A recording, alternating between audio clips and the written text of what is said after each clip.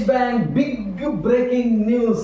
ಇದು banking sector largest deal ಅಂತ, cross border deal ಅಂತ ಹೇಳ್ಬೋದು.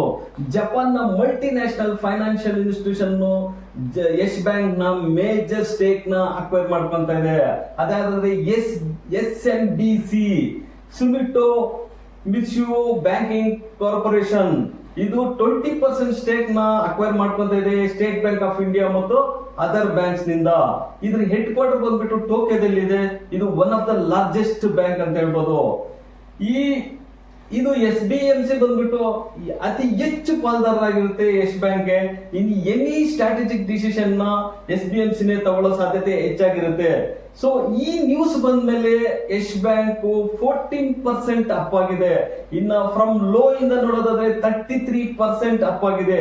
ಸೊ SBMC ಸಪೋರ್ಟ್ ಇಂದ ಇನ್ನ ಯಶ್ ಬ್ಯಾಂಕ್ ಮೇಲೆ ಹೇಳುತ್ತಾ. ಸೊ ಇದ್ರ ಬಗ್ಗೆ ನಿಮ್ಮ ಅಭಿಪ್ರಾಯವನ್ನು ಕಮೆಂಟ್ ಬಾಕ್ಸ್ ಅಲ್ಲಿ ಹಾಕಿ. ಇನ್ನ ಫಾಲೋ ಮಾಡಿ. ಇದೇ ತರ ನಾವು ಬ್ಯಾಂಕಿಂಗ್ ಇನ್ಫಾರ್ಮೇಶನ್ ನ ಪ್ರೊವೈಡ್ ಮಾಡ್ತಾ ಇರ್ತೀವಿ.